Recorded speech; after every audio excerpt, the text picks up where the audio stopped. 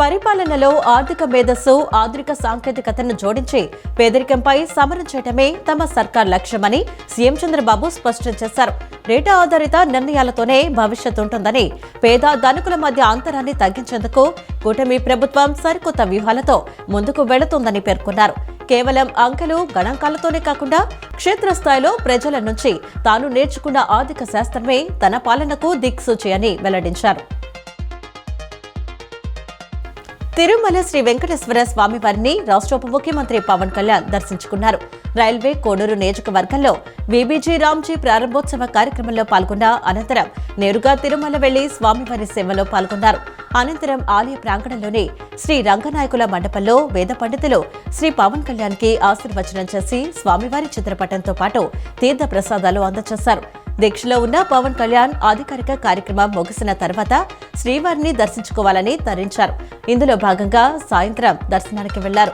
పవన్ కళ్యాణ్ తో పాటు తిరుపతి శాసనసభ్యులు ఆర్ఎండి శ్రీనివాసులు, రాష్ట్ర పోలీస్ హౌసింగ్ కార్పొరేషన్ చైర్మన్ కళ్యాణం శివ శ్రీనివాస్, హస్తకళల నైపుణ్యాభివృద్ధి సంస్థ చైర్మన్ డాక్టర్ పసుపులేటి హరిప్రసాద్, పంచాయతీరాజ్ గ్రామీణాభివృద్ధి శాఖ కమిషనర్ కృష్ణ చేజా శ్రీవారిని దర్శించుకున్న వారిలో ఉన్నారు.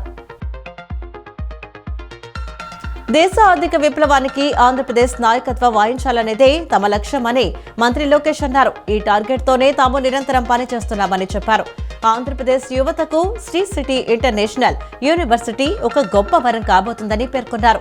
ప్రస్తుతం $220 బిలియన్ ఉన్న రాష్ట్ర ఆర్థిక వ్యవస్థను 2047 నాటికి $2.4 ట్రిలియన్ తీసుకువెళ్లేందుకు ముఖ్యమంత్రి చంద్రబాబు విజన్తో అడుగులు వేస్తున్నారని తెలిపారు.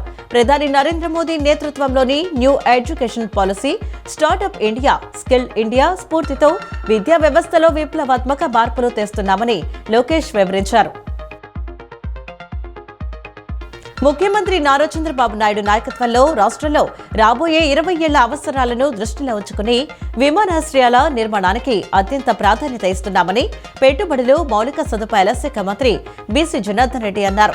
ముఖ్యమంత్రి మార్గనిర్దేశకత్వంలో రాష్ట్రంలోనే ప్రతి 150 కిలోమీటర్ల పరిధిలో ఒక ఎయిర్పోర్ట్ ఏర్పాటు చేయాలనే వ్యూహాత్మక లక్ష్యంతో ప్రభుత్వం ముందుకు సాగుతోందని వివరించారు. ఆంధ్రప్రదేశ్ను దేశంలో ప్రముఖ ఏవియేషన్ హబ్ గా తీర్చిదిద్దే లక్ష్యంతో రాష్ట్ర ప్రభుత్వం పనిచేస్తుందని మంత్రి బీసీ జనార్దన్ రెడ్డి పేర్కొన్నారు. స్వర్ణాంధ్ర వికసిత్ భారత్ 2047 దార్శనికతకు అనుగుణంగా కేంద్ర రాష్ట్ర ప్రభుత్వ పథకాలు సరికొత్తగా రూపుదిద్దుకుంటున్నాయని, ఇందులో భాగంగా అమల్లోకి వచ్చిన వీబీజీ రామ్జీతో శ్రమజీవుల ఉపాధికి సరికొత్త భరోసా లభిస్తుందని జిల్లా collector doctor G Lakshmisha, Mylavaram శాసనసభ్యులు వసంత వెంకట కృష్ణ ప్రసాద్ అన్నారు. గ్రామీణ కుటుంబాల ఆర్థికాభివృద్ధి, జీవనోపాధి భద్రత, గ్రామాల్లో మౌలిక సదుపాయాల కల్పనకు వీబీజీ రామ్జీ పథకం దోహదం చేస్తుందన్నారు. ఈ కార్యక్రమంలో భాగంగా గ్రామస్థాయిలో ప్రజల భాగస్వామ్యంతో అవసరాలను గుర్తించి ప్రణాళికాబద్ధంగా అభివృద్ధి పనులు చేపట్టనున్నట్లు చెప్పారు. విజయవాడ పాత ప్రభుత్వ ఆసుపత్రిలో నూతన క్రిటికల్ కేర్ భవనాలు అందుబాటులోకి వస్తే విజయవాడతో పాటు పరిసర జిల్లాల ప్రజలకు మరింత నాణ్యమైన వైద్య సేవలు అందించడంలో ఇవి కీలకంగా నిలుస్తాయని విజయవాడ ఎంపీ కేశినేని శివనాథ్ పేర్కొన్నారు. ప్రజారోగ్య పరిరక్షణకే ప్రభుత్వం అత్యంత ప్రాధాన్యత ఇస్తుందని చెప్పారు. ఆసుపత్రికి వచ్చే ప్రతి రోగికి మెరుగైన, నాణ్యమైన వైద్య సేవలు అందించాలని, ఈ విషయంలో వైద్యులు, సిబ్బంది ఎంతో బాధ్యతాయుతంగా పనిచేయాలన్నారు. వర్షాకాలాన్ని దృష్టిలో ఉంచుకుని బుడమేరు కాలువలో ప్లాస్టిక్ వ్యర్థాలు, గుణపుడెక్క తొలగింపు పనులు ముమ్మరంగా కొనసాగుతున్నాయని విజయవాడ నగరపాలక సంస్థ కమిషనర్ ధ్యానచంద్ర తెలిపారు.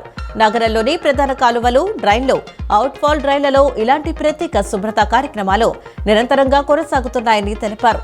ప్రజలు ప్లాస్టిక్ వ్యర్థాలు, చెత్తను కాలువల్లో వేయకుండా సహకరించాలని విజ్ఞప్తి చేశారు.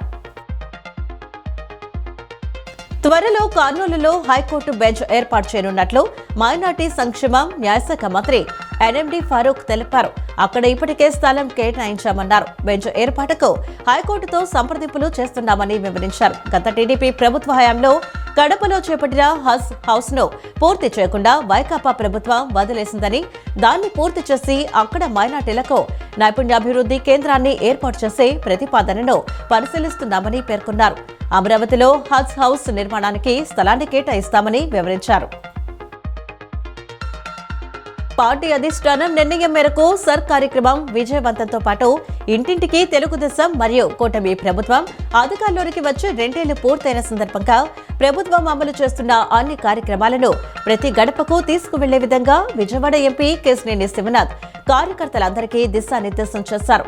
సర్ కార్యక్రమాన్ని సైతం అందరూ కలిసికట్టుగా పనిచేసి విజయవంతం చేయాలని తెలియజేశారు. కష్టపడి పని చేసే ప్రతి కార్యకర్తకు రాబోయే రోజుల్లో పార్టీ పదవులు ఇవ్వబోతుందని ఎంపీ చిన్ని అన్నారు. కోటి సభ్యత్వాలు ఉన్న పార్టీలో ఒక్కసారిగా అందరికీ పదవులు రావటం కష్టం కాబట్టి ప్రతి ఒక్కరూ అర్థం చేసుకుని ముందుకు వెళ్లాల్సిన బాధ్యత అందరిపైన ఉందని తెలియజేశారు. గ్రామీణ ప్రాంతాల్లో క్రీడా మౌలిక వసతుల కల్పనకు ప్రభుత్వం కృషి చేస్తుందని ప్రభుత్వ విప్ గన్నవరం ఎమ్మెల్యే యార్లగడ్డ వెంకట్రావు అన్నారు. ప్రతి పంచాయతీలో షటిల్ కోర్టులు, క్రికెట్ బాక్సులు ఏర్పాటు చేసి యువతను క్రీడల వైపు ప్రోత్సహిస్తామని తెలిపారు. క్రీడలను అభివృద్ధి చేసే ప్రయత్నానికి తన సహకారం ఉంటుందని చెప్పారు.